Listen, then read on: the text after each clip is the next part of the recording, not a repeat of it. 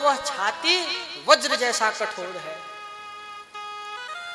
इसी भाव को श्री बिंदु जी महाराज कहते हैं, है आंख वो जो राम का दर्शन किया करे। आंख कौन? जो राम का दर्शन किया करे। वो शिष्य है जो चरणों पे वंदन किया करे। बेकार वो मुख है जो है वाद विवाद में। मुख वो है जो हरि नाम का सुमिरन किया करे। हीरो के करो से नहीं शोभा है हाथ की। है हाथ वो जो नाथ का पूजन किया करे। मरकर भी अमर नाम है उस जीव का जग में। प्रभु प्रेम पे बलिदान जो जीवन किया करे। और कविवर वही है बिंदु जो अपनी सुबुद्धि से घनश्याम के चरित्र का वर्णन किया करे। ये प्रत्येक इंद्रियां भगवान की तरफ चले। कविवर वही है बिंदु जो भगवान के चरित्र का वर्णन किया करे।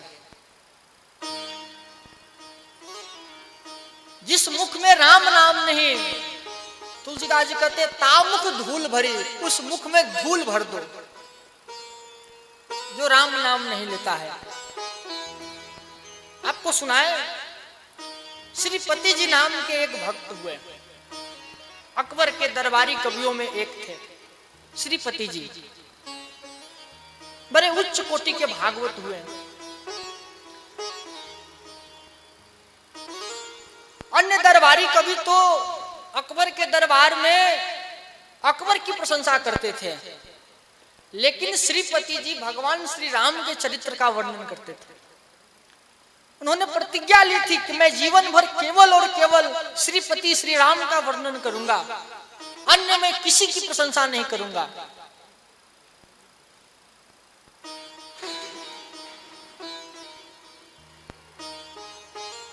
तो एक दिन सब दरबारियों ने मिलकर सोचा कि किसी भी तरह से इसकी प्रतिज्ञा को भंग कराया जाए।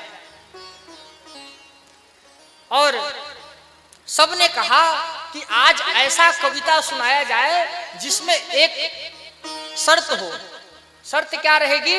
बोले करो मिली आस अकबर की, मतलब सब मिलके अकबर की आशा करो। तो इससे क्या होगा? श्रीपति तो ये कहेगा कि सब में तो ये भी आ जाएगा, तो इसका नियम छूट जाएगा। सबने गाया। अब जब श्रीपति जी को गाने का मौका मिला तो श्रीपति जी गाते हैं। क्या गाते हैं? ध्यान से सुनिएगा। बोले अब के सुल्तान फनियान समान है, बांधत फाग अटब्बर की। समझ में आ रहा है क्या? अब के सुल्तान मतलब आजकल के जो राजा महाराजा हैं वो कैसे हैं? फनियान समान है, सांप के समान है। और बांधत फाग अटब्बर की, और तजी एक ही दूसरे को जु भजे, कट जीभ गिरे वालब्बर की। यदि मैंने भगवान को छोड़कर किसी और का भजन करूं तो मेरी जिह्वा उसी समय कट जाए। और शरणागत श्रीपति राम ही की, पहला तमाचा मारते हैं कि मैं राम का शरणागति हूं। शरणागत श्रीपति राम ही की, नहीं त्रास है काहू जब्बर की। मुझे किसी राजा महाराज से कोई डर नहीं है, मैं राम जी का शरणागत हूं। और जिनको हरि में प्रतीति नहीं, वो करो मिली आस अकबर की। जिनको हरि से प्रेम नहीं है वो अकबर से आस लगाए, हम क्यों करेंगे? और आज भी प्रथम पुरस्कार मिला श्रीपति जी को। कविवर वही है बिंदु जो अपनी वाणी से घनश्याम का वर्णन किया करे। चलो एक और सुना देता हूं। श्री ईश्वरदास जी जोधपुर के थे, चारण जाति के। इनका काम ही था कि राजा महाराजाओं के यश का गान करना, और इनसे धन मिलता था तो इनके परिवार का पालन पोषण चलता था। तो एक बार मन में ऐसी इच्छा हुई कि क्यों न द्वारिका में जाकर भगवान श्री द्वारिकानाथ का दर्शन किया जाए। और जोधपुर से द्वारिका चल दिए और रास्ते में इनका कुछ सामान था तो चोरों ने लूट लिया। अब बोले भगवान के दरवाजे पे खाली हाथ थोड़ी ही जाऊंगा, कुछ न कुछ तो लेकर जाऊंगा। तब सोचते हैं कि चलो भगवान ने गुण दिया है तो क्यों ना सामने जामनगर है, जामनगर के राजा को जाकर कुछ उसकी प्रशंसा करूंगा, कुछ द्रव्य देगा तो भगवान को अर्पित करूंगा। और गया और बहुत सुंदर स्तुति की है राजा की। वहीं पे राजा के गुरुदेव श्री पीताम्बर भट्ट जी बैठे थे।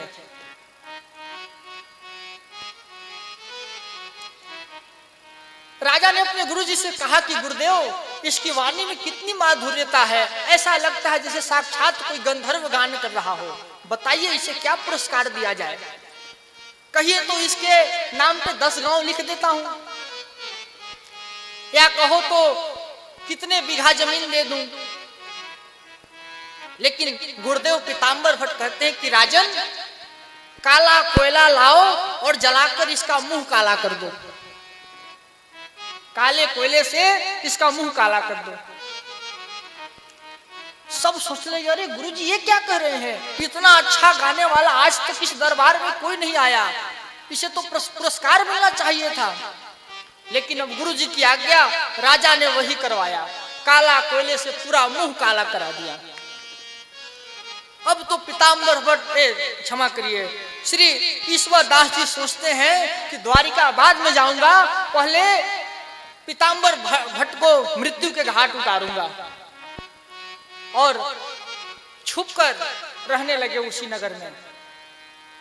और रात्रि के समय एक तलवार लेकर उनके घर के नीचे नकाब लगाने लगे कि कब निकलते हैं कि मैं इनका गला काट दूं और फिर जाऊंगा यहां से, इसने भरे समाज में मेरा मुंह काला करवाया है।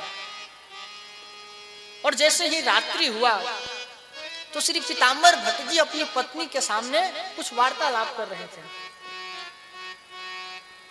तो पत्नी ने पूछा कि स्वामी आज क्या बात है, आज आप इतने उदास क्यों दिख रहे हैं। तो इन्होंने कहा कि देवी क्या बताऊं, आज के राज्यसभा में एक बहुत अच्छा गाने वाला चारण आया था, लेकिन हंसी तो तब आती है कि इतना सुंदर काव्य रचने की कला होकर किसी हाड मांस के पुतले को रिझा रहा है। यदि अपने काव्य का प्रयोग करके वही भगवान को रिझाता तो कब का भगवान उसको मिल जाते।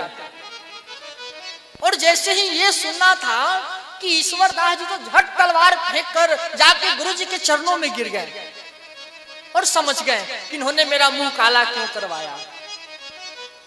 और उस दिन के बाद से कसम खाई, प्रतिज्ञा की कि हे गुरुदेव आपके चरणों की सौगंध है, आज से मेरी वाणी केवल और केवल भगवान के लिए है।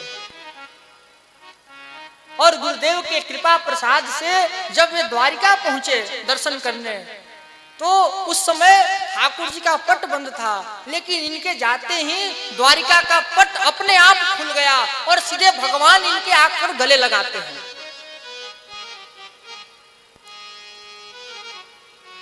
तो वाणी कौन सी होनी चाहिए? वाणी वो जो राम का गुणगान करे। इसलिए राम नाम की लूट